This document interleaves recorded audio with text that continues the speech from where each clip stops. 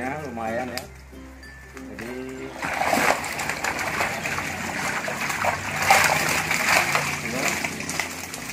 ini kolam di depan rumah bisa menghasilkan seperti ini ya. Jadi selain buat hiburan juga ya lumayan lah, cukup apa namanya, bisa buat digoreng-goreng.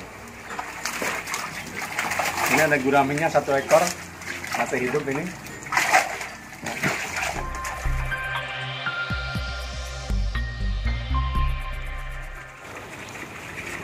Assalamualaikum warahmatullahi wabarakatuh. Selamat berjumpa kembali para sahabat semua. Semoga kita senantiasa dalam keadaan sehat walafiat, amin ya robbal alamin. Oke, kali ini kita sedang melakukan pengurangan air untuk melakukan panen ikan nila. Ini ada di halaman rumah. Jadi kolam kecil ini diameternya 1,5 ya. Jadi 1,5 kalau kita ukur dengan ketinggian 80 itu hanya bisa terisi air kurang lebih 1,4 sekian kubik ya. Jadi kalau kita isi sampai 90 ya, kedalaman air 90 itu bisa terisi air dengan kapasitas 1,5 lebih ya.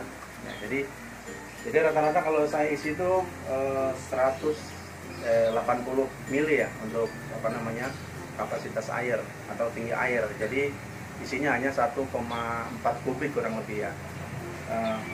Kalau kemarin ini di siklus ketiga saya apa namanya, coba isi dengan kapasitas yang melebihi ya. Jadi awalnya kita isi 250, kemudian karena kita kepengen tambah banyak lagi, karena kalau masih dalam keadaan kecil bibit itu kan kelihatannya masih ada space tempat ya. Jadi saya tambahin lagi 50, jadi total ada 300 ya. Padahal seharusnya untuk kolam diameter 1,5 ini itu untuk pertumbuhan maksimal harusnya diisi cuman 150 lah ya, kurang lebih 150 ya, 150 ekor. Tapi ini kemarin saya isi total 300, jadi 2 kali lipat.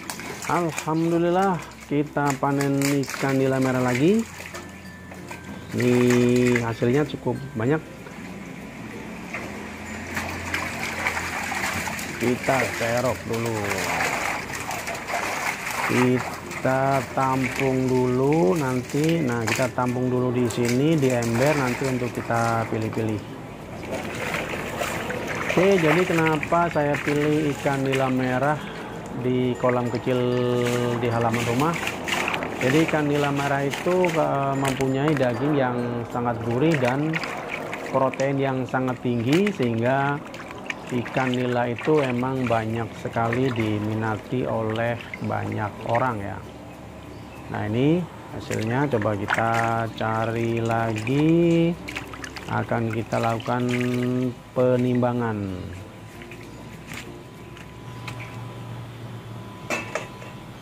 (300 gram lebih). Nah, ini kalau kita lihat mungkin sekitar timbangannya itu 250 lah ya, 250 gram. Nah, ini kita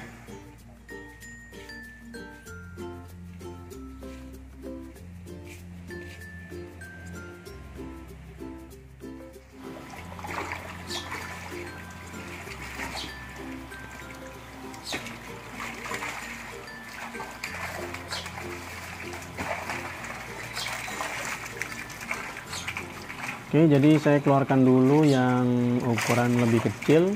Nah, nanti kita akan ambil dulu yang ukurannya 1 kilo isi 4 dan 5 ya.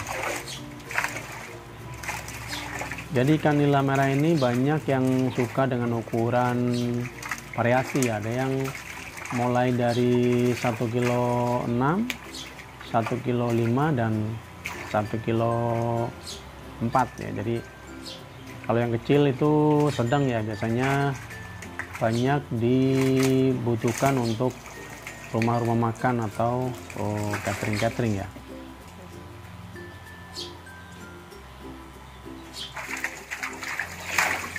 Nah, ini karena terlalu banyak juga mungkin, jadi ada yang tadi tumbuhnya besar. Nah, ini masih kecil begini nih. Kalau kita bandingin seperti ini nih, ini 1,5 kilo mungkin nih, 1,5 kilo. Kalau ini masih kecil.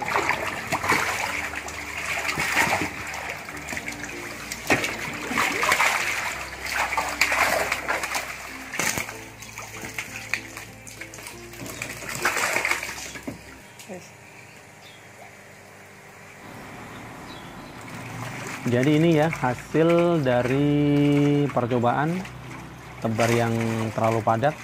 Ini biar nggak penasaran, jadi saya tebar kemarin itu di kolam kecil diameter 1,5 sebanyak 300 ekor, padahal idealnya kira-kira 150 ekor. Makanya hasil yang kita dapat juga tidak maksimal. Jadi ada yang beratnya 1,4 kilo, 1,5 kilo, 6, dan ada yang lebih kecil lagi. Jadi pada saat kita akan memulai beternak ikan nila, itu kan ada beberapa macam kolam peliharaan ya. Jadi pada kolam dengan air yang diam itu kepadatan kira-kira hanya 20 sampai 30 ekor. Kemudian kalau pada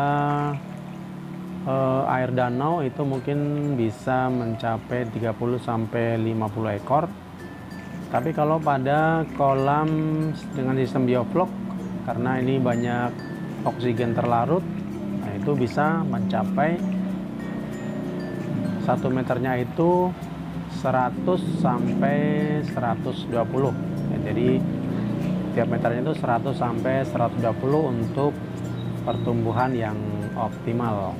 Ya, jadi kalau kita memaksakan tebar terlalu padat, maka hasilnya yang seperti saya lakukan ini. Jadi hasilnya kurang optimal ya, jadi besarnya lama. Nah, tapi ini perlu dicoba supaya kita paham dan tidak penasaran ya. Lalu bagaimana supaya peliharaan ikan nila kita itu cepat panen dalam waktu yang singkat? Nah, bagi teman-teman yang mempunyai pembibitan sendiri, itu bisa dilakukan penyortiran ya. Jadi dari hasil penyortiran yang pertama itu bisa dipastikan hasilnya akan cepat ya. Karena penyortiran pertama itu ikannya bongsor-bongsor dan cepat besar. Jadi dalam waktu yang cepat akan mudah kita lakukan pemanenan. Oke, baik, demikian pengalaman saya dalam budidaya ikan nila dengan sistem bioflok dengan tebar yang terlalu padat. Ternyata hasilnya tidak memuaskan ya. Mudah-mudahan pengalaman ini bisa bermanfaat bagi teman-teman semua. Terima kasih. Wassalamualaikum warahmatullahi wabarakatuh.